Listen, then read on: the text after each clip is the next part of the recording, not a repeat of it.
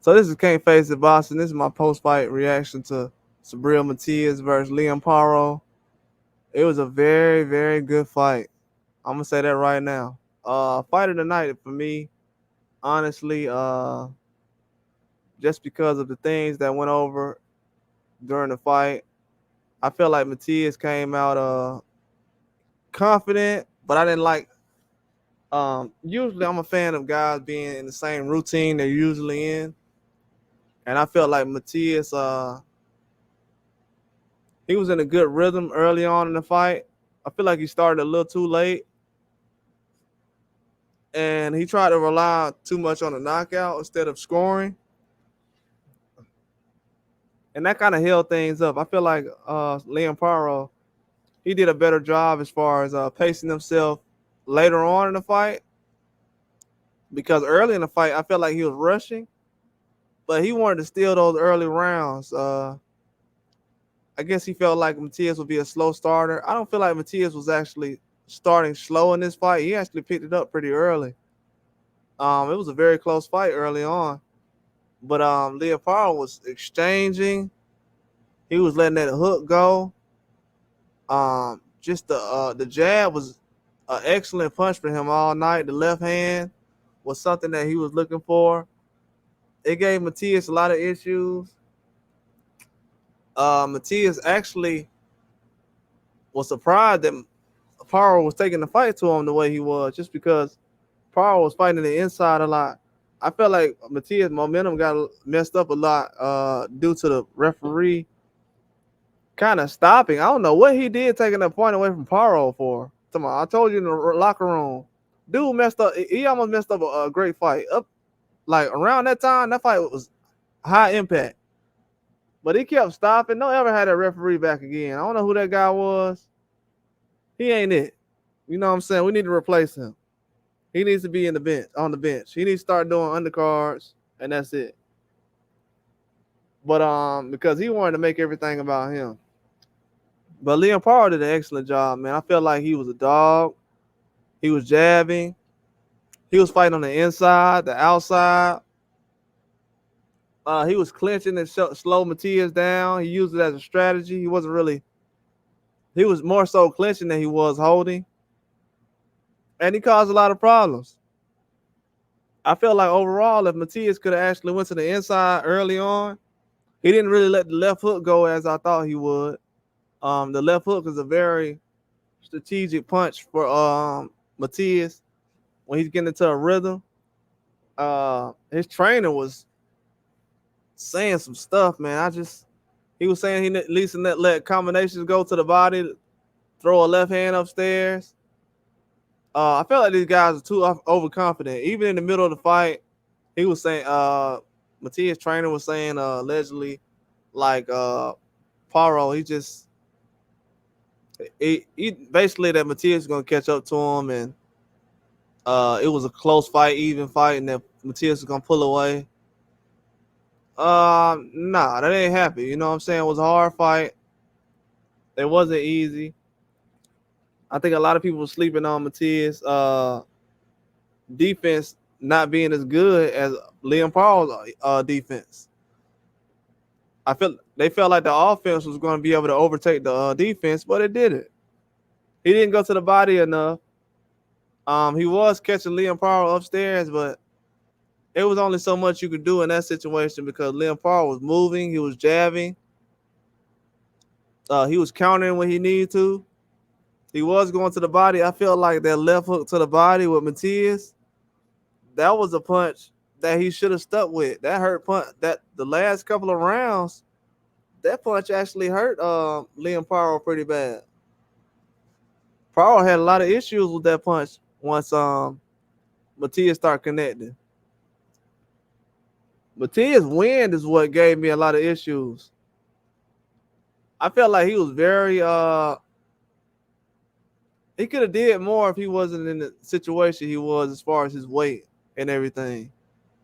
The fact that his weight and everything is the way it is, I felt like that gave a lot of issues to the whole situation. But he did an excellent job though, man. Matias is not really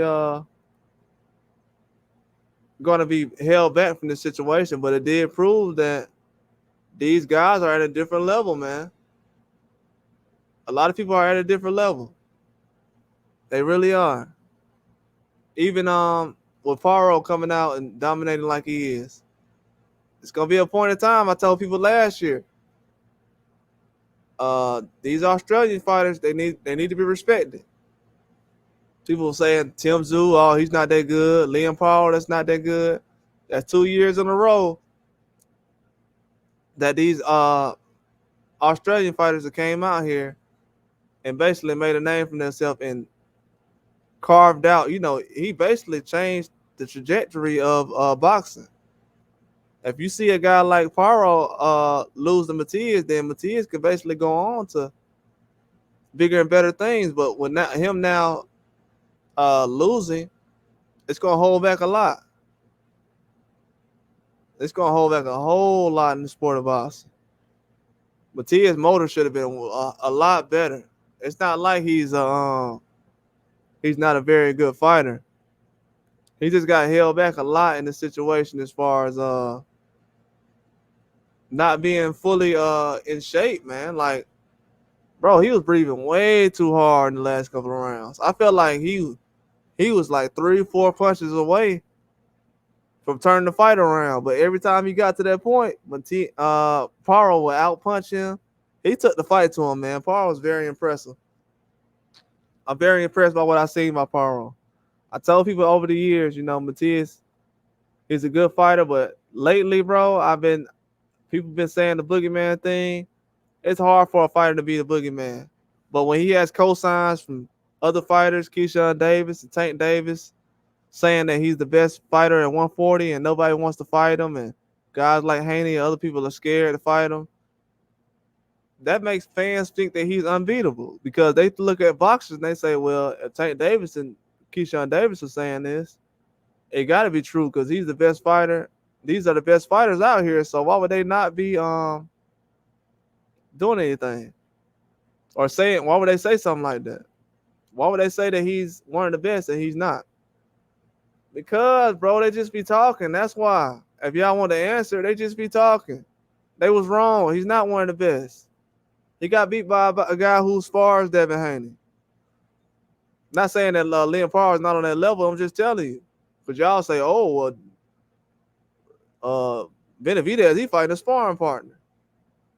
Quit speaking on these sparring partner situations. These guys are excellent fighters. They're not bums. Everybody that y'all think is a sparring partner or not that good, these guys are very good fighters. They're not sitting around here just waiting on an opportunity to fall in their lap. They have big opportunities out here in boxing, and they trying to make some things happen. But Matias, man, I've been trying to tell people, it's not a lot of boogeymans in boxing. The guy had a loss, and he had 20 knockouts and everything else, and 20 wins. He had a loss. As a journalist, as a person who reports on boxing, I had to figure out the ins and outs of why everything was the way it was.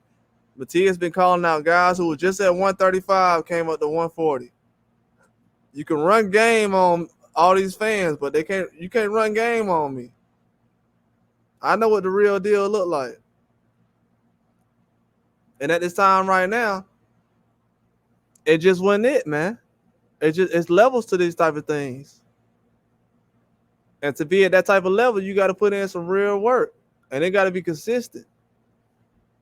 And these guys like Devin Haney and all these other guys, and Tank Davis and even Barrios at 140, he's moving up to 47. These guys putting up work, man. They fight in them one weight classes, they move up. Everybody talking about guys as weight bullies. That's not real, man. It's not real. I try to tell people for a long time. It's not a lot of boogeyman in boxing. Sometimes it's just used to be promotion and everything else, but Liam Paro did an excellent job in the fight tonight, man. He's not somebody who's a pushover. He's not easy to beat. It's going to be a lot of things over the next couple of years that fans are going to start to realize about boxing, but certain guys being just overlooked and saying that they're ducking people, them ducking words going away. And this is one of the reasons why. I told people Matias was not a boogeyman. Just give me my flowers, man, and that's it. That's all I want. Yeah, he's an excellent fighter. He's everything else. But I got disrespected by so-called diehard fans for saying I don't think he's a boogeyman. Oh, this guy ducking him. Don't nobody want to fight him. Those days are over with, man. Nobody's ducking him. And I proved my point. Most of these guys ain't getting ducked. It's just a narrative that fans want to say about certain fighters, especially American fighters. But guess what? Liam Paro is not American. He's from Australia. And while y'all was worrying about the American fighters, you end up losing to an Australian fighter, a guy who's very good. They come from a good background. I've been telling people about Gambosis and Tim Tszyu. Yeah, these guys are coming. Keep worrying about these American fighters and let these Australian fighters beat you too. But that's all I got. Like and subscribe.